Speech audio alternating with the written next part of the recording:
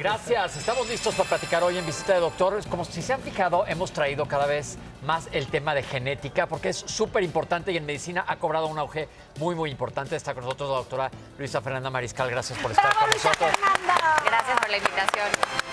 Pero te trajimos hoy porque llamó la atención algo que pusiste en redes. Hay diferencias en qué es genético, qué es hereditario y qué es congénito. Entonces, arranquemos porque ¿qué es algo congénito? Platícanos. Pues la verdad es que es una pregunta que creo que es muy importante porque las usamos como sinónimos, ¿no? Siempre pensamos que genético y hereditario y congénito son lo mismo. Siempre he pensado que es lo mismo. Sí, y lo importante aquí de entender es que congénito quiere decir que pasó durante la gestación, o sea, nacimos con eso, pero puede ser genético o medioambiental. Como que como una displasia de cadera, los niños que nacen con la cadera dislocada, por ejemplo, o un paladar hendido, ¿no? Eso no necesariamente tiene que tener un fondo genético. Eso pasa durante la gestación, mientras se está cocinando el bebé en el cuando embarazo. está en la bolsita. Por ejemplo, si es un embarazo gemelar, a lo mejor se estorban, o si la mamá tiene un tumor en el útero de estos benignos, entonces esto hace que el bebé no tenga la posición adecuada y entonces las piernitas se enchuecan. Y entonces el bebé nace con un defecto congénito, pero no quiere decir que genéticamente algo haya mal. Ok. Entonces, quizá alguna enfermedad de la mamá o algo así hizo que tuviera el chavito algo. Puede ser algo medioambiental, una diabetes gestacional, un problema, o a lo mejor la mamá tiene una enfermedad genética como la fenilcetonuria y eso le genera un problema al bebé, ¿no? Pero no es que el bebé per se tenga algo alterado. Hereditario. Hereditario, ahí sí tendría que ser algo genético. Entonces, no sé si a lo mejor primero definir genético, ¿no? Lo genético quiere decir que está el problema en nuestro material genético. Y el material genético, recordemos, que está compuesto por genes. Estos genes, que son como libros o capítulos que tienen muchas letras, pero miden como 2 metros. El ser humano tiene como 23,000 genes y tienen que caber dentro de células de micras. Entonces, para lograrlo, lo que hace es que se enrolla o se compacta. Y el grado máximo de compactación del DNA son los cromosomas. Entonces, los cromosomas son como los archiveros que guardan a los genes. Las enfermedades genéticas pueden ser cromosómicas, o sea, de archivero, como el síndrome de Down, por ejemplo, o genéticas, monogénicas les llamamos, que son faltas de ortografía en la secuencia de letras de un gen.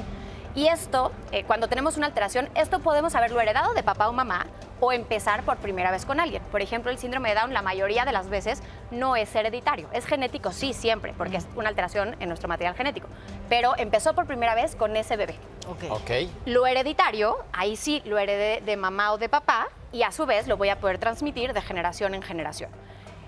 Los genes es algo mucho más complicado de lo que podemos pensar, pero toda nuestra información genética está por duplicado. Tenemos 2 copias de cada gen, porque una copia nos la da mamá y la otra copia nos la da papá.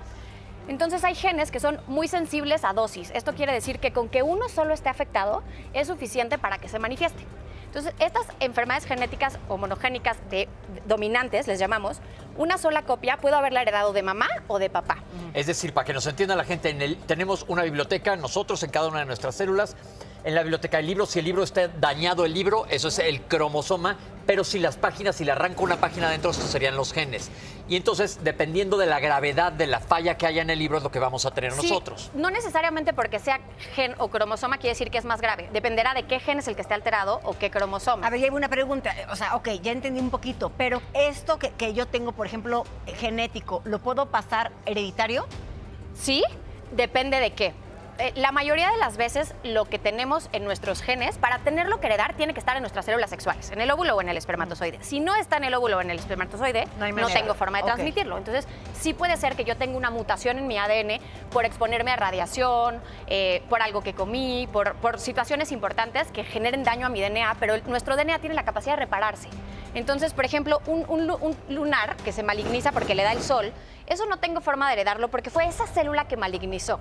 Si yo tengo una mutación en mi ADN que se asocia con cáncer, pero esa mutación es constitutiva quiere decir que está en todas mis células, incluidas óvulo y espermatozoide, sí podría. Entonces va a ser hereditario. O sea, por ejemplo, la diabetes, esto de colesterol, todo esto es hereditario, ¿verdad? Sí, nada más que también tienen una particularidad. El colesterol sí, de hecho es la causa genética número 1 de enfermedad hereditaria y se hereda de forma dominante, es decir, una sola copia es suficiente para que se manifieste.